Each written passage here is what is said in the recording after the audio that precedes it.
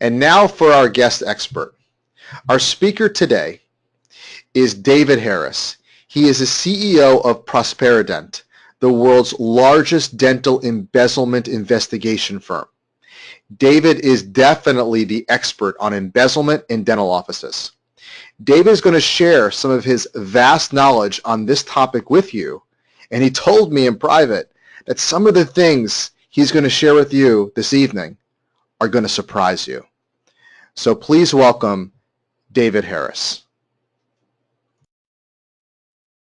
Thanks, Alex. Great to be here. Let's get started. My session is called Why Will 60% of Dentists Eventually Be Embezzlement Victims?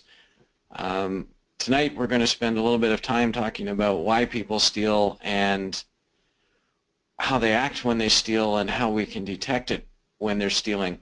What Alex mentioned before I will not be talking about is how they steal. And the reason is chances are pretty good that there's somebody listening in tonight for the wrong reasons, and my job is not to educate them.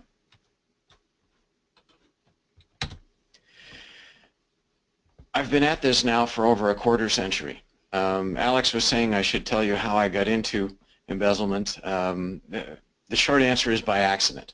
In 1989, I'd left my job. I was doing investigations for a bank. I was sitting at home watching TV, and the phone rang, and it was a friend of mine who happened to be a dentist. And he said to me, "I think my front desk person's embezzling, and I have no one else to call but you." So I really didn't have a whole lot on that week, so I agreed to go meet the dentist at his office that night. I went over, we found what she was doing, we got her fired. He promised to buy me dinner that I'll mention that he never did, and I didn't think anything more of it. I went back to watching TV, and the episode more or less vanished from my mind until 2 weeks later. 2 weeks later, I was due at my own doctor's office for an appointment, and I went to his office, and I was about to go in the front door, and I looked through the glass, and sitting there on the other side was the same woman that we fired at the other office 2 weeks before. And I turned around, I ran to the nearest cell phone, or the nearest payphone, because in 1989, cell phones were kind of briefcase size. I called the doctor's office. I used a little bit of a pretext to get past her, and talked to the doctor and told him about the time bomb that he had ticking away at his front desk, and he asked me in this panic voice what he was supposed to do next. And about halfway through my second sentence, he'd hired me. So that's how I got started. No master plan, no real desire to be dealing with dentists for the rest of my life, but it's worked out pretty well. So really what I'm going to do is pass on a little bit of what I've learned in that quarter century. The question that people ask me most when I'm doing a live session or when I run into somebody on an airplane who's sitting beside me who happens to be a dentist is, will this work? And they're asking me about some control or procedure. Will it work if I get my insurance payments to be directly deposited into my bank account? Will it stop embezzlement if I don't accept assignment of insurance? If I separate out my front desk functions? I mean, there are 1,000 different things that people will ask me about. Don't misunderstand me. None of the things on your screen right now are bad ideas. However, none of them will stop embezzlement. That's kind of a heavy statement. Let's talk about why. Before that, a little bit of background. And the first thing I want to talk about is called the fraud triangle. There was a criminologist named Donald Cressy, and he wrote a kind of seminal book in the 1970s called Other People's Money. And Cressy has really done a lot to shape the way that we think about economic crime. And Cressy theorized that there were 3 ingredients required to have embezzlement. The first was pressure. So somebody needed some kind of pressure. Sometimes it's financial, sometimes it's something else. The embezzler also needed an ingredient that Cressy called rationalization. So this was when somebody says, it's okay to steal because the doctor doesn't pay me enough, because she doesn't appreciate me, whatever. But there's something that allows the embezzler to say it's okay to break the rules. And the third component is opportunity. In other words, somebody needs not only the motivation to steal, but they also need the means. And what a lot of us want to believe is this, that if we reduce opportunity, that we will have less embezzlement.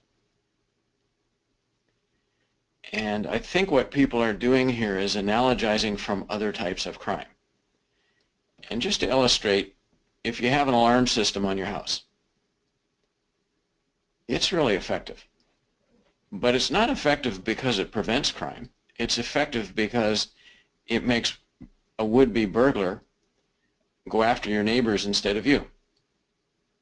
In other words, if you live in, hypothetically, San Francisco, your alarm system will not change the overall crime rate in San Francisco. In fact, it probably won't even change the crime rate in your neighborhood.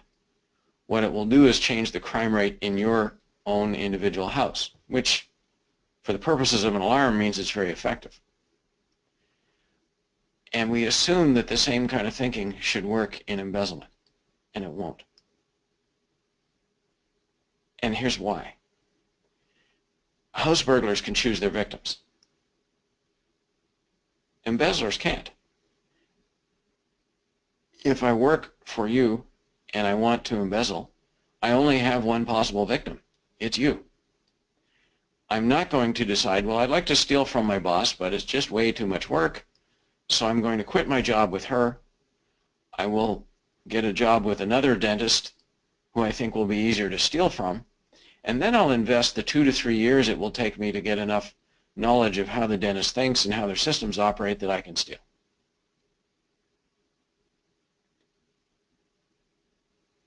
Embezzlers aren't that patient. So if I work for you and you've blocked the first or the fifth or the 10th way that I might steal from you, I will simply keep looking until I find something that will work. We've cataloged over 300 different ways for embezzlers to steal from dentists. So if you think that stopping 1 or 3 or 5 ways is going to be effective, you're probably deluding yourself. So I call this the hard target fallacy. We have to lose the notion that we can install the alarm system and have our neighbors get robbed instead of us. It just doesn't work here. And in the battle between embezzlement and controls, embezzlement wins every time. What dentists do sometimes is they underestimate the determination and the creativity of an embezzler. This person works for you. They know you.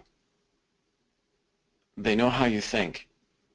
They know how your system operates, and they know what you don't look at. Thieves are also adaptive. In other words, if you change what you look at, maybe as the result of some embezzlement webinar that you attend, and you have an embezzler, what you should expect is that they will adapt. And as I say, they have lots of choices. I was speaking with somebody the other day who about embezzlement, and they said, well, my practice doesn't accept assignment of insurance. And what I had to say to them was, but that's your rule. If I'm a staff member and somebody's standing in front of me who wants to assign their insurance and I see a way to steal from that, I will simply not follow your rule that time. In other words, your rule against assignment is really a guideline for your staff, and they will then get to decide whether they will follow it this time or not. A lot of dentists think, if I make a rule or if I have a policy, that will solve the problem, but then it's the staff who apply it or possibly choose not to. There have been a number of studies on embezzlement, and the title of our presentation wasn't really chosen by accident because the studies all come out to about the same place. This one is from a research company called DeMolin and Associates, and A few years ago, they asked their respondents in a survey, had you been embezzled? And 59% said yes, and you can see the way the answers were phrased. It's either yes or I'm not sure. There are a couple of unknowns here. First, we don't know how many of the other 41% have actually been embezzled and don't know it. And we also don't know how many of the 41% will be embezzled in the rest of their careers. What I'm saying is that 60% number is probably low by a little bit, but unquantifiably so.